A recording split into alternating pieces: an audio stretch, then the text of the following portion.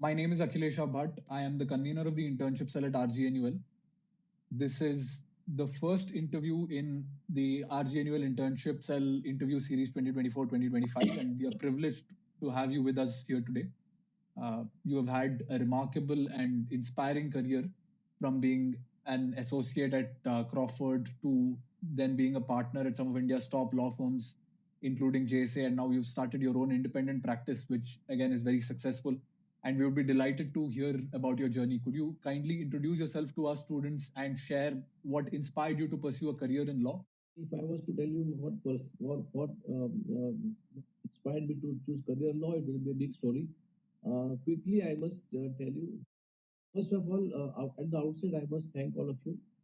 Thank Akhilesh, Ishita, and Amish to have invited me to join this. So right from my college days, somehow I wanted to become a lawyer.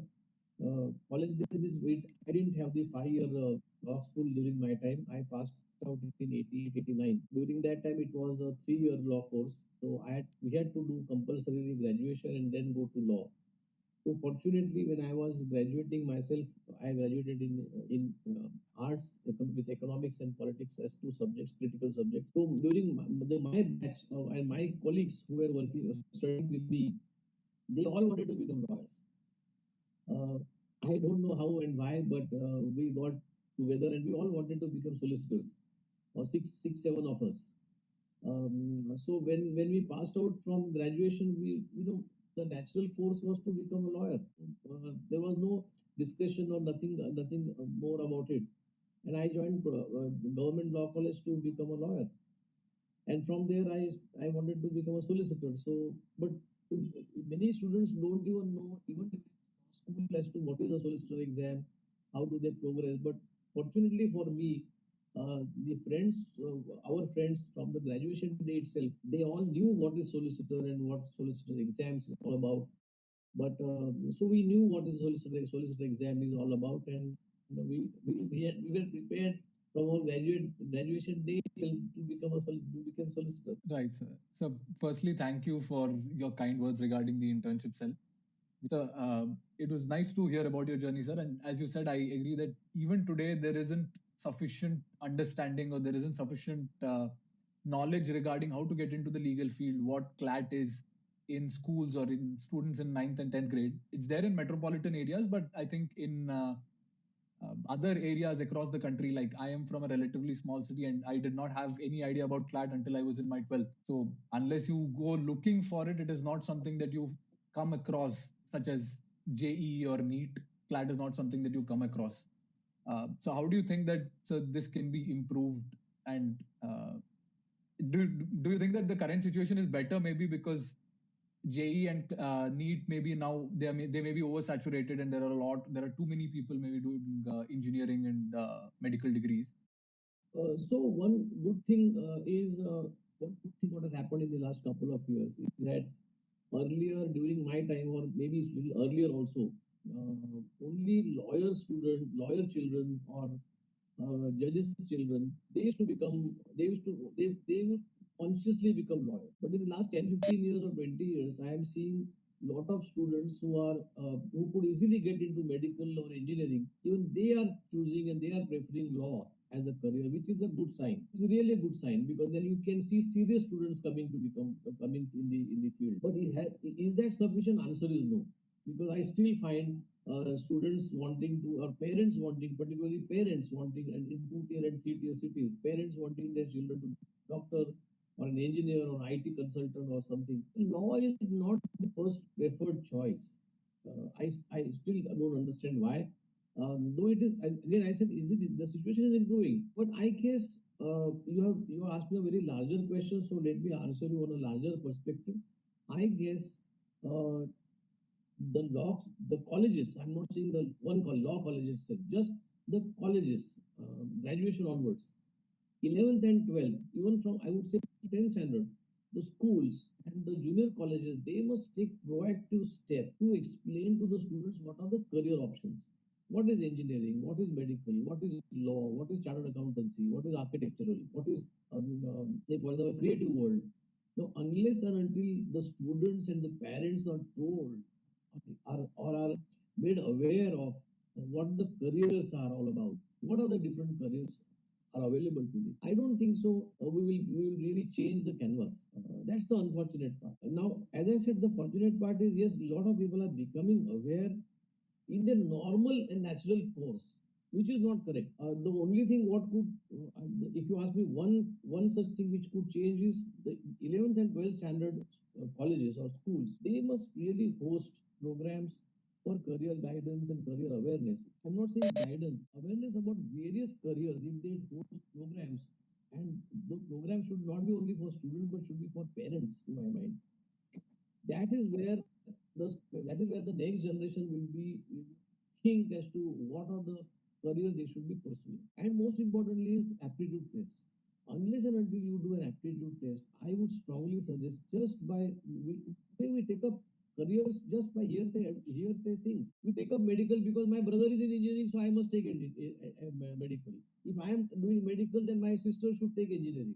So we choose or we give this kind of treatment to the career choices. During in my conversations with law students, the program which I run, I always ask this question to students as to when you want to go for a movie, for a 3 hour movie, you spend minimum 30 minutes, 30 to 40 minutes is to finding out which movie you are going, who is the writer, who is the director, who are the actors, which mall is the movie, whether that mall has good restaurants or not, what is the transport available. So we're finding out whether I should be really taking up career or not, and what this career is all about.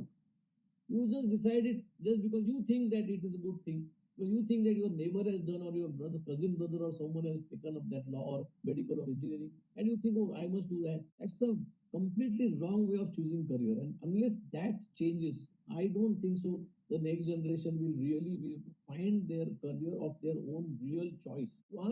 Go and ask anyone who has completed 50, 55 years of his career and ask his question, is he or she happy in his career? He will invariably you will see 80% of the successful people, so-called successful people, they'll say, oh, I wish I had done something different. I wish I had done something different. Why do you see people saying this? So, you hold a BCom degree and a master's in rural development from the University of Bombay. So, do you think that these degrees helped you in any way in your legal career? Does it matter what additional degree we do with our LLB degree? Does it matter if we take BA or BCom? See, I did my BCom, I did my BA degree, as I said, I'm a arts graduate. And during my arts graduation, we had a subject called as rural development. It was an optional subject for first 2 years. In the 3 year graduation, first 2 years we had this subject. So somehow I was very intrigued with the understanding of what rural India is all about. Please understand, India is not Bombay, Delhi, and Bangalore. India is much more geography. And there are 50 states, there are multiple languages, and rural India is really the India, what we are talking about. So this very little of that I had studied in my graduation. So, and I kept in my mind of studying, I wanted to study the subject rural development more. So just 2 years back during the pandemic, or just before the pandemic, one of my colleague who was my senior in my graduation, he became the head of department in Mumbai University for rural development. I happened to meet him and I said, look, I said, Dilip, I want to understand rural India more. So what do I do? He said, take admission in college and do your MA. So just 2, 3 years back, I took an admission in a college which teaches rural development, and I completed my masters in rural development. It was 2 year course. Of course, I didn't attend too many of lectures, but I went, I wrote 8 papers for 2 years, just 2 years back before the pandemic, and I completed my masters in MA. And it was not the degree, but it was the study of rural India that really I felt very happy with. I'm registered to do a PhD in rural development, but I mean, I don't know now whether I'll do it or not, subject to time availability. But it's just my passion of understanding what rural India is all about. I did my masters. That's amazing, sir. It's great to hear that you are someone who took a break or sort of despite having a proper career, you still chose to study more and go out of your way to learn more about No, the country. but I did not. Akhilesh, I did not take a break. During my practice, I took an admission in May. It was not a break. My career continued. Were you able to manage the papers that you had to give along with your career? Yes, Did it? yes, yes, yes, yes, yes, yes. That's amazing. So, reflecting on your time as a law student, could you share some memorable experiences or challenges from your college days that helped shape your journey? And how did these prepare you for a legal career? So, my law school was, I was in Government Law College, Churchgate, Mumbai, one of the finest institutions in India.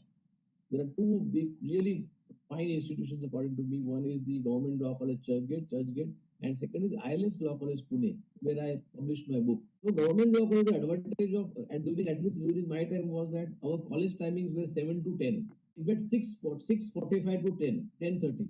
So 10:30 we used to be, our college used to get over. So idea being from 10:30 onwards you can go to the court from 11 onwards, and whole day you could actually engage yourself in practice.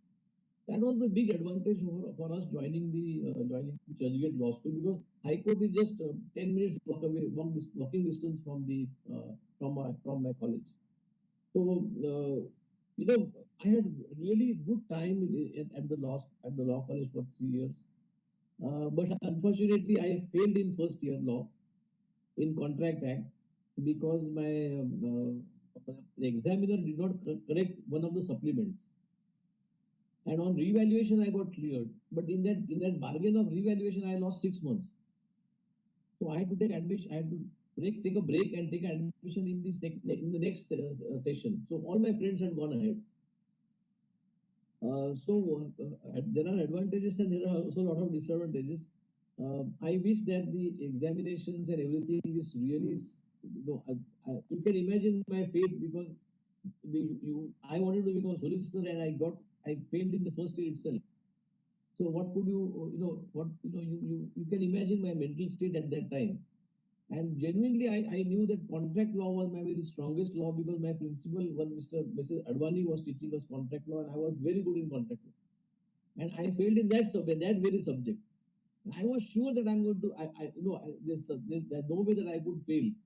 So I applied for revaluation, and revaluation I was declared pass. But in the meantime, 6 months were lost.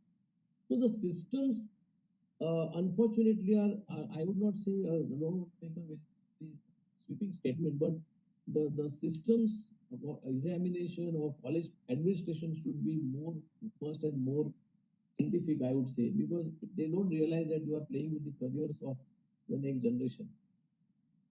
So, barring that small incident right in the beginning of the first year, otherwise my law career for 3 years was quite good. Because I lost my 6 7 months. So the minute I passed my second year LLB, I immediately, on that very same day, I started my articles for solicitors exam, because I didn't want to waste time. My all colleagues and friends had already gone ahead. They were ahead by 6 months to me. So, following up on that, I have two questions. Firstly, you told us how you used to spend your time in court. Your classes were limited to 10:30 a.m. So, a lot of people do not have such privilege to attend courts or attend proceedings and have long class hours. For example, our schedule goes on till 2:45, and our college is also situated in Patiala. So, how can people who are studying in some remote areas get experience of the practical realities of career legal field from where they are? So this is a big challenge. I agree. I'm not disputing that. But now again, fortunately for you, I see. I'm a very optimistic person, so I always look at the brighter side of the things. So if you look at on the other side, Ishita, you have 5 years law school. It is not just a 3 year law school. Like us, we are only 3 year law school. You have a 5 year law school. Then you get regular vacations during the college days. You also have specific time for doing internship. Now, how many of you are 100% using that time? I know for a fact that from first, second, third year, up to third year, students don't take internship. Students don't take working with under any mentor seriously. They get up only on the fourth or the fifth year. If you really want to study, see, the person who want to make a career and want to make study right from first year onwards, if you are so clear about your mind to become a lawyer, from first year onwards you should be taking it seriously. And just again, 2 tier and 3 tier also. There are lawyers, there are courts. And again, as I said, during the vacations and during your internship period, you could definitely go in other metro cities where there are high courts and Supreme Court and go back. That definitely helps. That indeed students should start interning right from the beginning, and whenever they get time, they should utilize that. My second question would be that when you narrated your incident on how you faced challenges right in the first year, starting off your law school journey, many students sometimes face challenges that do not reflect their talent or their capabilities, but somehow due to these system or administrative issues. What advice would you give to students facing such issues or facing such failures or challenges in their journey? Firstly, law, becoming a lawyer itself is a challenge, and I would tend to tell you that look, practicing as a lawyer is a much more challenging job than any other career. Why I'm saying this? Because take an example of a medical student or an engineering student. And their degrees may appear difficult to obtain. It may sound difficult to get an entry in medical or an engineering field compared to law. Law, you get an entry comparatively easy. Okay. Even completing an engineering and completing medical is a bit difficult compared to law. Law, you can get through the law is like any other examination. If you are reasonably good in studying, you can pass law. The challenge is after the graduation. The medical degree or the engineering degree, once you get that degree helps you all throughout your life. The law degree that doesn't help you all throughout your life. It is your personal performance that makes you successful or unsuccessful. Let me explain you a little bit more. And let me give an example. Say, for example, Akhilesh Akhilesh has become a is a MBBS with an ordinary marks, just passed. He is a very, say, for example, is not a very bright student, but he just managed to get through the medical. And you have got scored a gold medal in law. You stood first top ranker in India, all India exams in law, and you pass out law. So both of you, when you go back to your home, Akhilesh on his door writes Akhilesh MBBS doctor, full stop, nothing more. You go home and you write on your door, Ishita Dhawan, gold medalist, top ranker across India, lawyer. Okay, trust me, as soon as Akhilesh writes on his door that he's an MBBS doctor, all people around them, even if whether they know him or not, they will come to him for medical advice. Whereas as far as you are concerned, even your grandfather will not trust you to make his will. We will go to someone else. Even and simplest document is making a will. Even if for making a will, your grandfather will not trust you. He will say, look, Ishita, I know you are a lawyer, but let me go to my senior friend who is a lawyer for 20, 30 years. Let me go and make him my will there. Getting the difference? Yes, sir.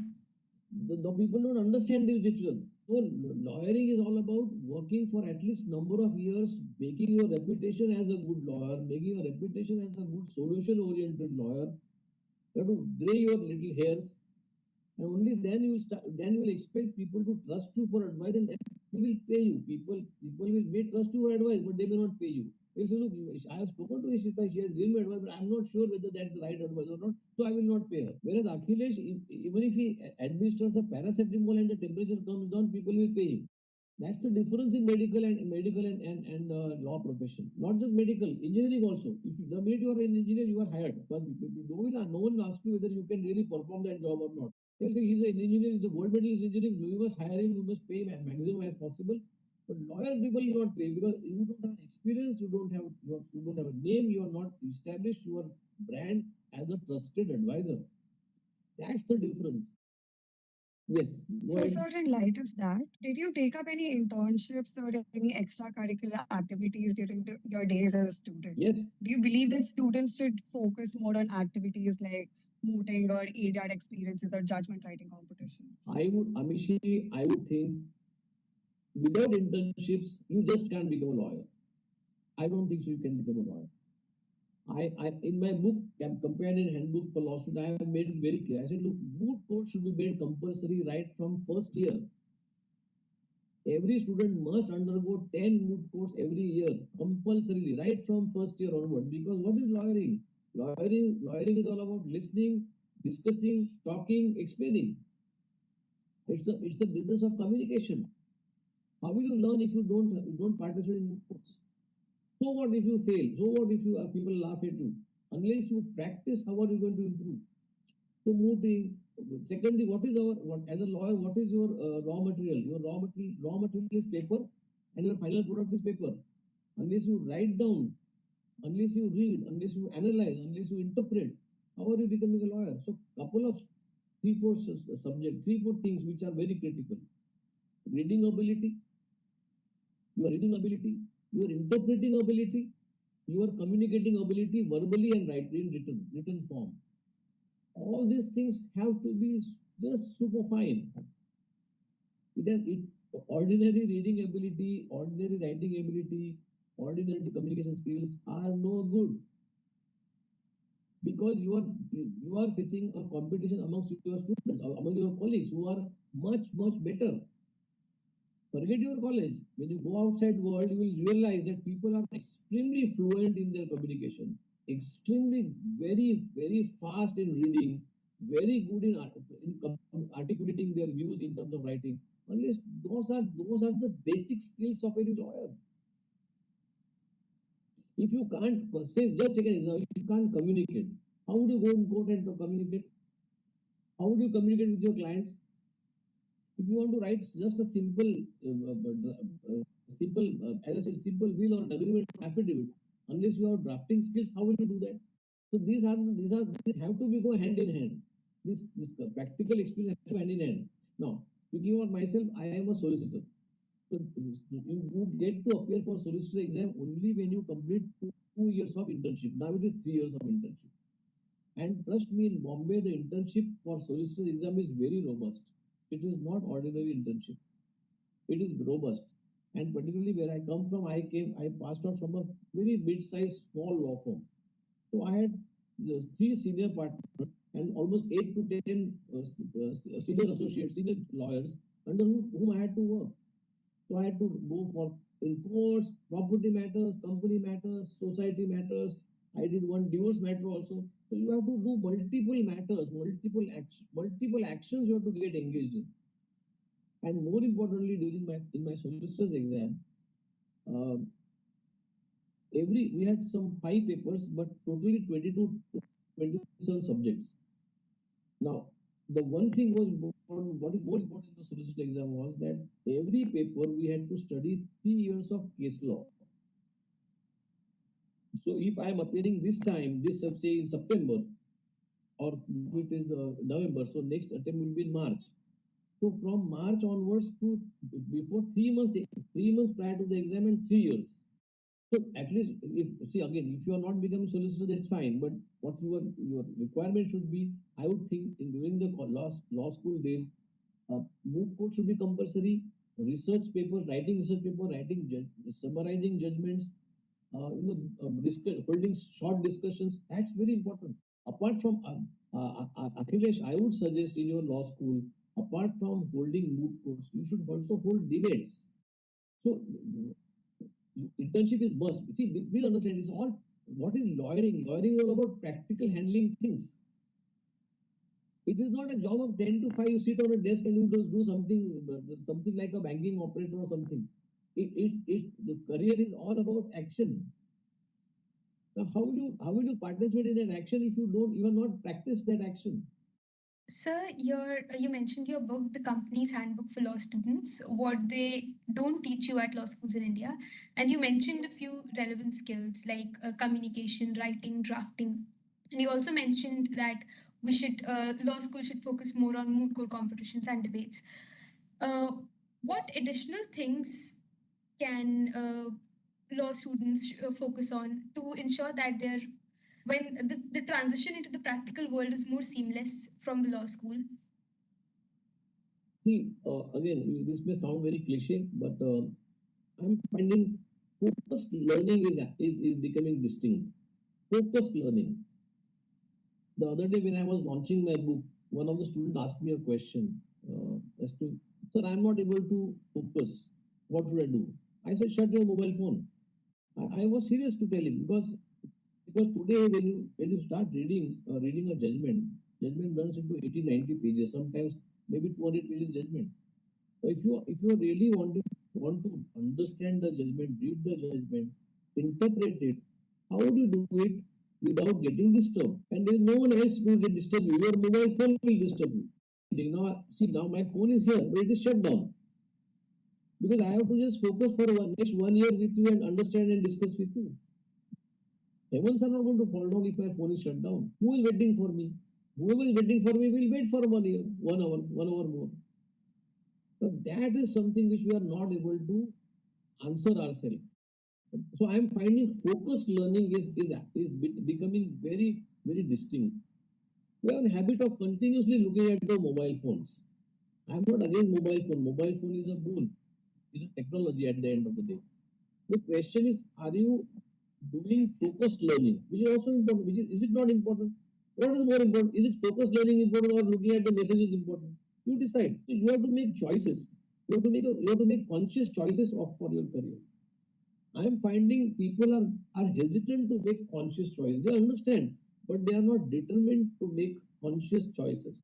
Now that this may sound very basic, but unless you are habitual to sit in on desk, read for hours, interpret for hours, discuss with people for hours, undisturbedly, how are you making a lawyer in yourself? Because lawyering is all about focus. Lawyering is all about understanding, trying to. If three clients are talking to you, no, I'm a corporate lawyer, so when I sit in meetings, there are 11, 12 people, 15 people sitting across, and I'm the only one person listening to them.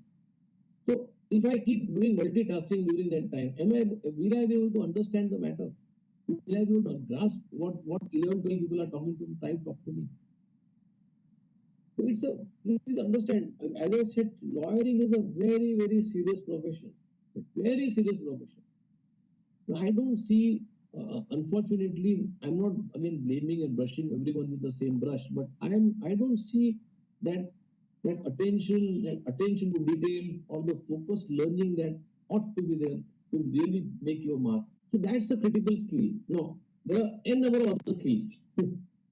Like technology, do understand technology, you must understand technology. But please understand, technology is not going to give you a solution. The solution will come from you. You have to use the technology as a device to help you to process certain things. Like for example, during my time, we didn't have computers. I started practice in '88. Computer came in '93. There was no mobile phone. There was no internet. There was no Google. There was no search. There was no Manupatra. There was no support online. So we had to physically go to High Court for judgment to take out the books. Open one book, read. Today, on tip of the forget the laptop, on mobile itself, you have Supreme Court online, you have Manupatra online. So you get judgments online. So your research has cut down. But who will do research for you? You have to do research. Even if ChatGPT does research for you, then the client will say, okay, I will do the same thing. I don't need him. So even if tomorrow technology is going to help you, but the reading has to be done by you. The understanding of the facts has to be done by you. The advice has to come from you. The day that advice starts coming from ChatGPT, you are not no more required. And if you start taking help of ChatGPT or any artificial intelligence or machine learning to get answers for you, please understand, at the end of the day, those answers you have to communicate to the client. How would you communicate to the client that answer which you have not found out? The answer which you got from machine learning, when you give that answer to the client will ask you 10 other questions. So will you say 1 minute, let me go to ChatGPT, let me ask that question again, will you do that? The minute someone gives me an answer from machine learning, in a fraction of a second I can destroy that answer, and in the fraction of a second I can destroy the confidence of the person giving that answer.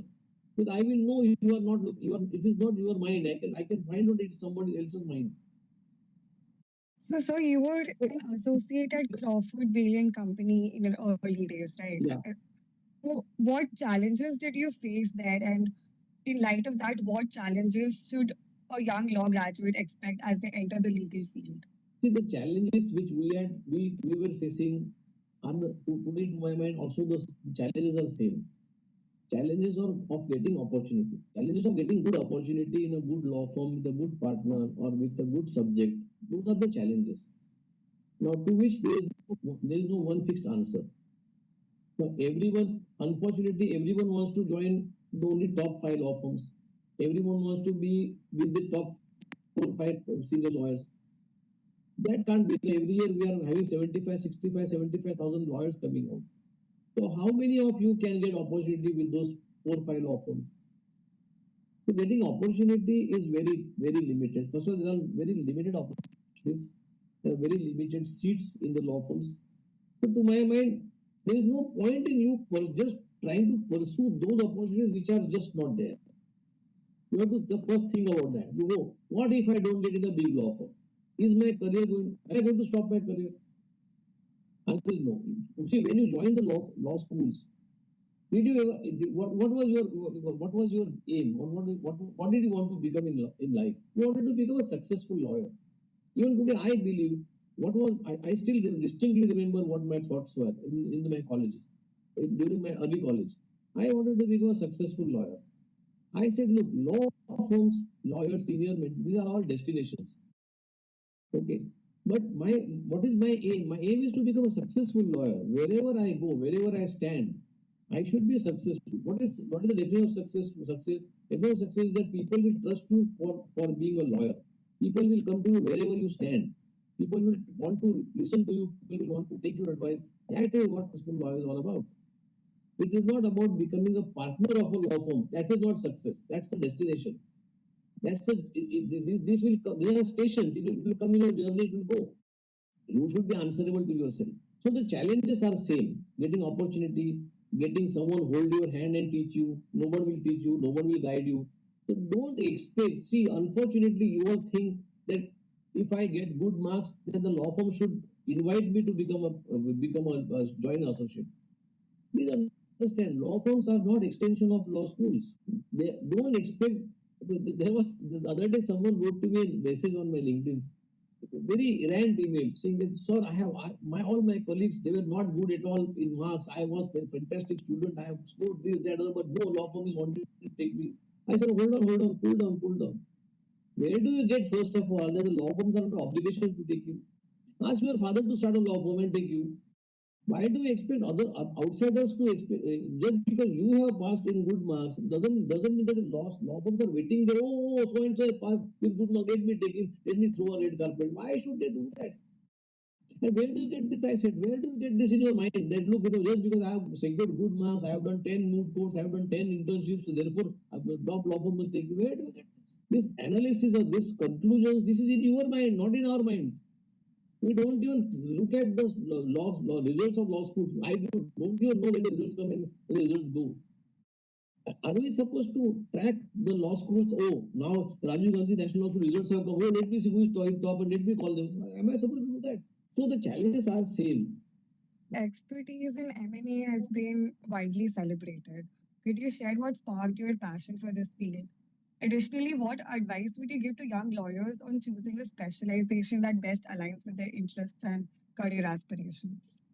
So I have written a book on the GPS paradigm.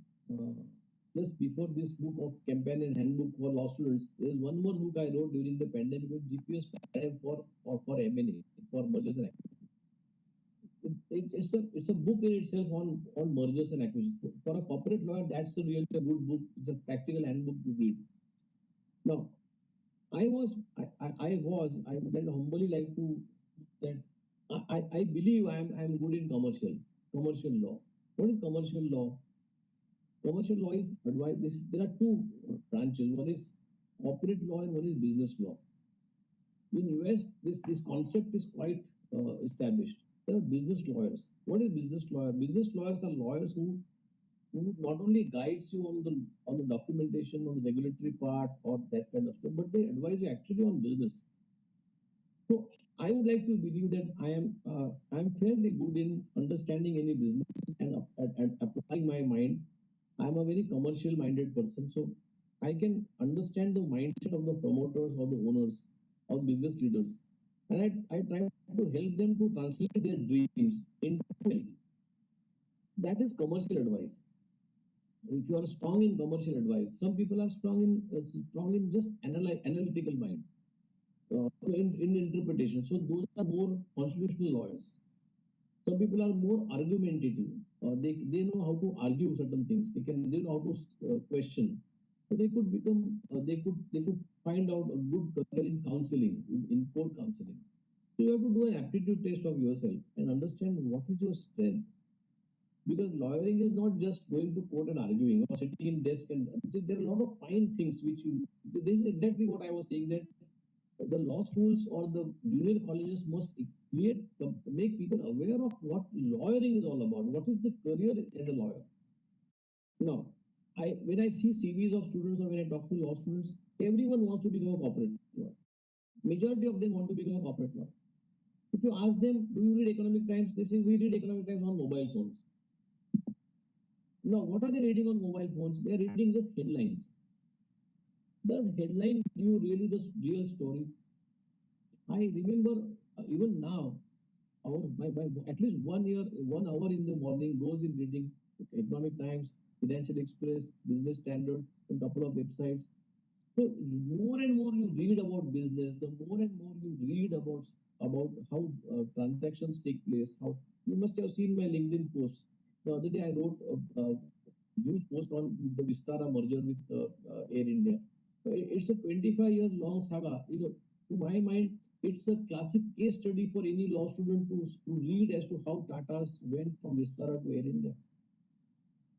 Now, someone has to really dig into those facts and those understand that this kind of matters. Unless you do that, unless you know what's happening in the business world, how would you become a corporate lawyer?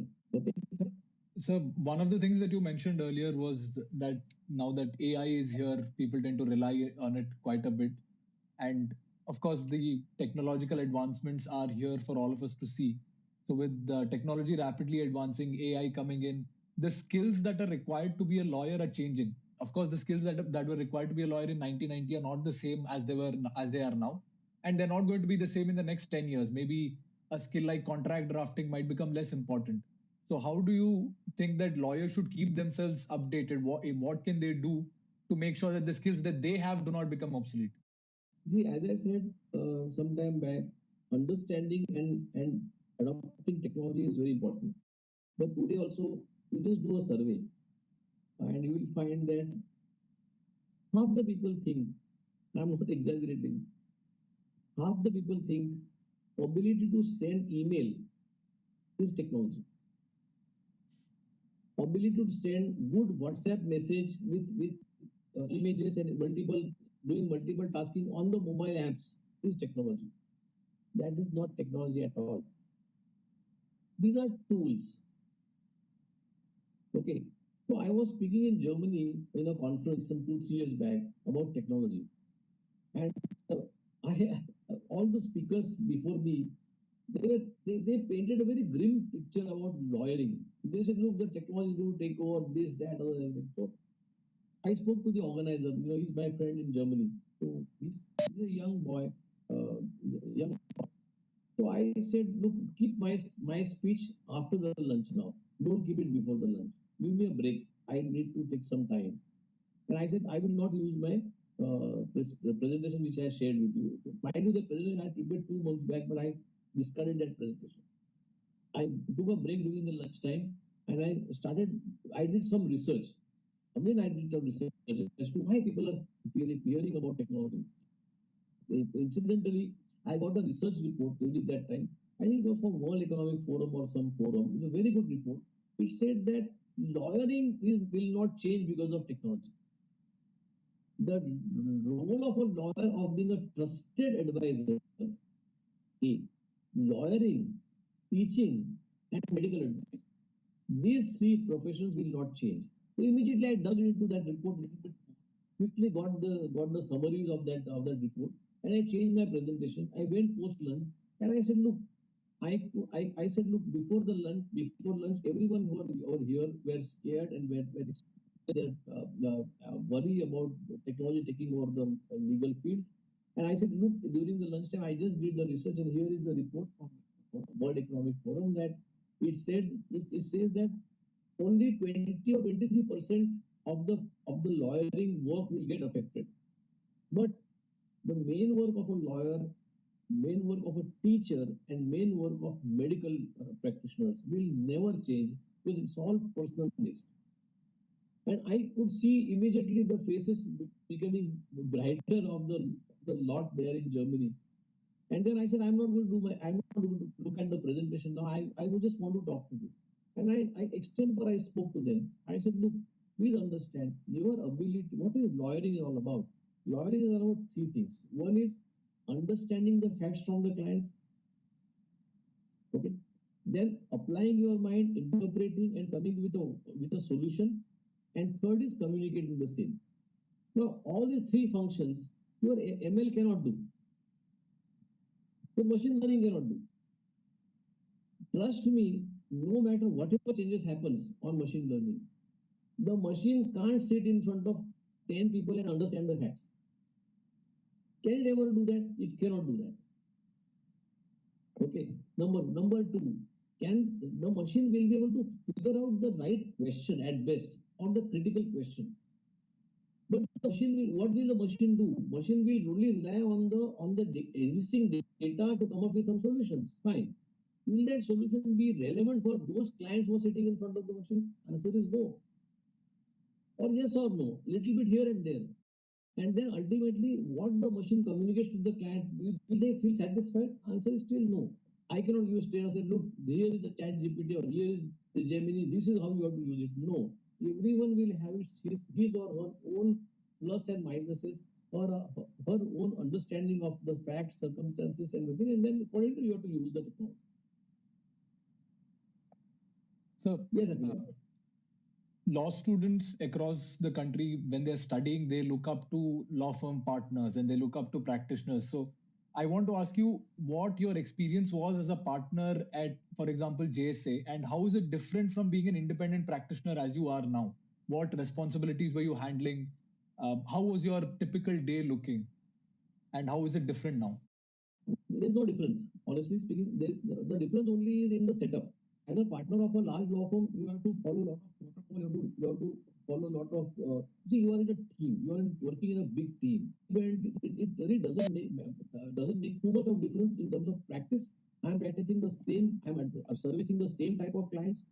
Yes, I have more restrictions of just key clients. So I have restricted myself to my practice of doing very niche practice, very innovative practice, practice which normally people would hesitate to do that.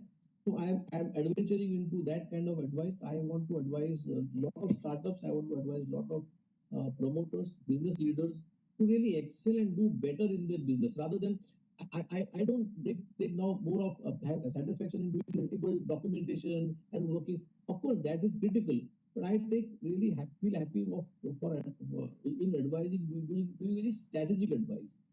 So nothing has changed. But in a firm, then you have a team of 8, 9 people, so you have to monitor them, you have to manage them, explain them, understand them. So slightly, my work has slightly different is different today. But I'm spending, to my mind, I'm more engaged now than what I was doing earlier because I'm also I have split my time into strategic advice, then giving back to profession in the way of I do conversations with law students. So I spend a lot of time with law students. I spend also time in mentoring boutique law firms. So I have, again, this has nothing to do with my business. This is voluntarily a law firm of 3 lawyers, which is an intellectual property law firm. I'm advising them to how to grow, how to expand. I'm advising a litigation law firm to add on work or add on clients. I'm advising 1 or 2 good 20 lawyers, corporate law firms to expand, to add partners, to add service lines, how to market. So I'm into more of a practice management role. For lawyers, I take this conversation program. I wrote this book of companion handbook. I intend to write a couple of more books. So if you ask me, am I think I'm more overburdened right now than what I was earlier in my earlier firm. So following up on that, you mentioned that you've written books, you're advising law firms, lawyers. In addition to continuing with your practice as an M&A and a corporate lawyer, And the corporate world is also known for its busy schedules. So, what advice would you give to young lawyers to maintain a work life balance and managing their time efficiently to ensure that they fulfill their obligations without burning out? In the initial days, when you just pass out or when you are about to clear the exam with the final exams and you're about to enter the profession, to my mind, what happens is the initial years. Listen to me carefully, and then it will explain you what is the concept of work-life balance. People think work-life balance means having extra time to or having enough time to relax or enough time for leisure. That's not the concept of work-life. To my mind, what is work-life is that you are mentally really free, even if you don't take vacations. But are you mentally really free and relaxed and happy at the place where you are? That's the question. Now, in the initial years, it will not happen. Irrespective of which firm you work, irrespective of whether even if you do less work, it will not happen with you because the initial years there's a huge amount of learning curve. See why people, the first year students feel stressed out because they are not able to deliver. Why are they not able to deliver? Because they don't understand law. They don't understand practice. I'm giving you an example. If I give you tomorrow once you are clear from your law school, you join a law firm, and the day one I give you, I tell you, look, prepare shareholders agreement, share subscription agreement, and articles of association of a company. And I want in 3 days. Will you able to deliver? Will not deliver. Will you deliver a good product? Answer is no. Now, so that time you will try to get the first precedent. So reading that first precedent, reading that first articles of association, in those first agreements, first precedent will take time. You will become stressed out completely.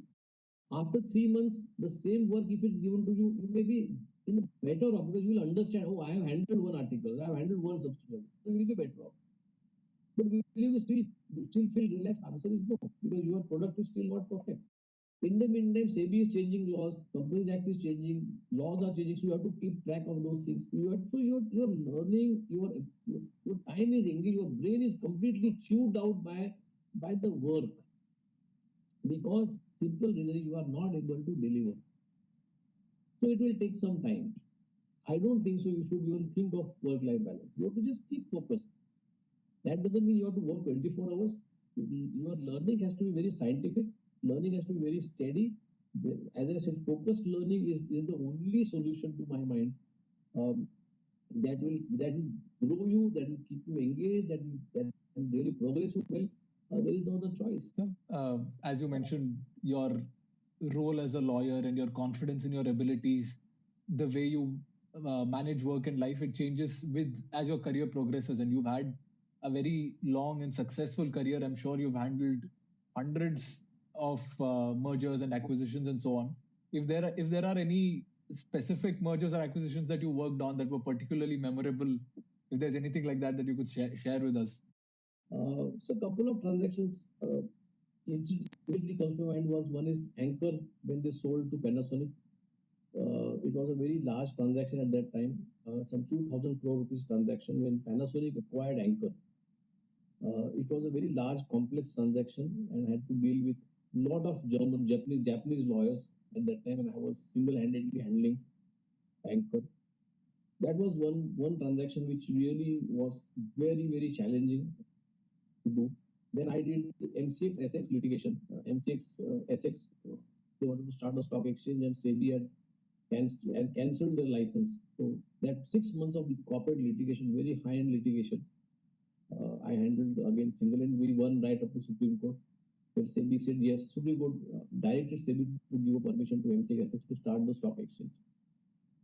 Then there was one very interesting transaction where LIC nominee on the board of L&T, they had taken ESOPs and it came in newspapers as to how come the nominee directors of institutions could get ESOP. But in that we challenged in the court of law and the directors who come to the ESOPs they had to give up the shares. that is widely reported in newspapers during that time. So these are the, and there are many more. See, these are reported because they're very large companies, but there are a lot of other transactions. You see, even if the transaction is small, sometimes it's very interesting to do. So I did lot of such restructurings where the people were in a hurry to do the transaction. People were in a great hurry to complete the transaction within a certain time frame.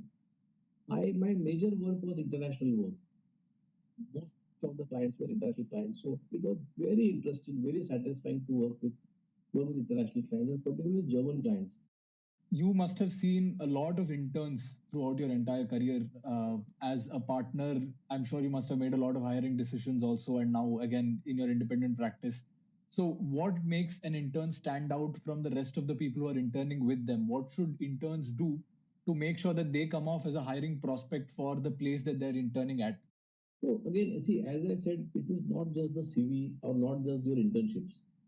I get surprised when students show me that, look, sir, we have done 10 internships and I'm looking for placement. If you've done 10 internships, you should not be looking for placement. The place where you have done internship should hire you, which means that you have not done your internship in a nice way, which means you have not shown your ability to those firms where you have done internship. Now, when you do internship, to my mind, see, again, it is not just the internship process important. It is the overall package that you are bringing.